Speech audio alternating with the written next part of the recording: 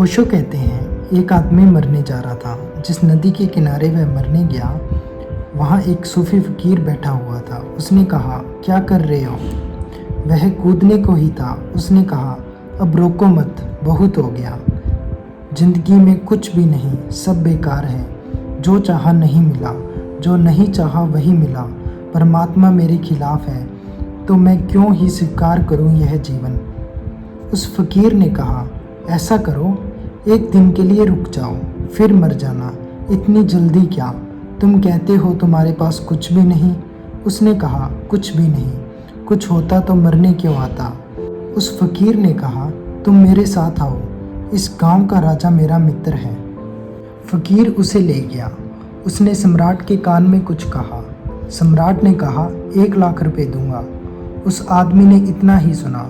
फकीर ने क्या कहा कान में वह नहीं सुना। सम्राट ने कहा, 1 लाख रुपए दूंगा। फकीर आया और उस आदमी के कान में बोला कि सम्राट तुम्हारी दोनों आंखें 1 लाख रुपए में खरीदने को तैयार है, बेचते हो? उसने कहा, क्या मतलब, आंख और बेच दूं? लाख रुपए में 10 लाख दे तो भी नहीं देने वाला। तो वह सम्राट के पास फिर गया। उसने कहा, अच्छा 11 लाख देंगे। उस आदमी ने कहा, छोड़ो भी, यह धंधा करना ही नहीं। आंख बेचेंगे क्यों? फकीर ने कहा, कान बेचोगे, नाक बेचोगे? यह सम्राट हर चीज़ खरीदने को तैयार है और जो दाम मांगोगे वह देने को तैयार है। उसने कहा, नहीं, यह धंधा हमें करना ही नहीं, बेचेंगे क्यों? उस फकीर ने कहा, जरा देख, आंख तो 11 लाख में भी बेचने को तैयार नहीं और रात तो मरने जा रहा था और कह रहा था कि मेरे पास कुछ भी नहीं है। जो मिला है वह हमें दिखाई नहीं पड़ता।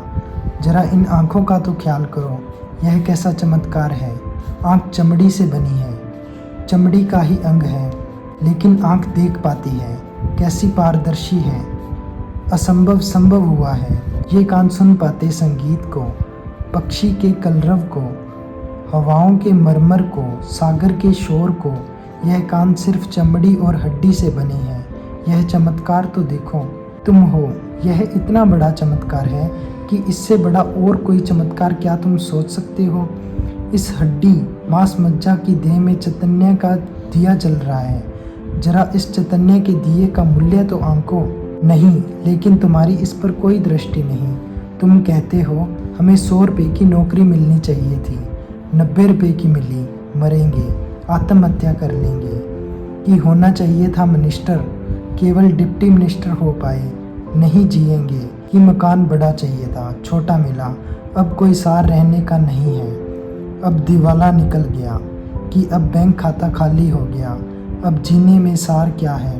कि एक स्त्री चाही थी, वह ना मिली। कि एक पुरुष चाहा था, वह ना मिला, बस अब मरेंगे। जितना तुम चाहोगे उतना ही तुम्हारे जीवन में दुख होगा। जितना तुम देखोगे कि बिन चाहे कितना मिला है। अपूर्व तुम्हारे ऊपर बरसा है अकारण। तुमने कमाया क्या है?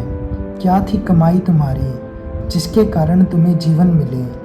क्या है तुम्हारी अर्जन जिसके कारण क्षण भर तुम सूरज की किरणों में नाचो? चांद तारों से बात करो, क्या है कारण? क्या है तुम्हारा बल? क्या है प्रमाण तुम्हारे बल का कि हवाएं तुम्हें छुएं और तुम गुनगुनाओ? अनंत गमन हो कि ध्यान संभव हो सके, इसके लिए तुमने क्या किया है? यह सब तुम्हें मिला है प्रसाद रूप, फिर भी तुम परेशान हो, फिर भी तुम कहे चले जाते हो, फिर भी तुम उदास हो। जरूर अहंकार का रोग खाए चले जा रहे हैं, वही सबको पकड़े हुआ है। धन्यवाद।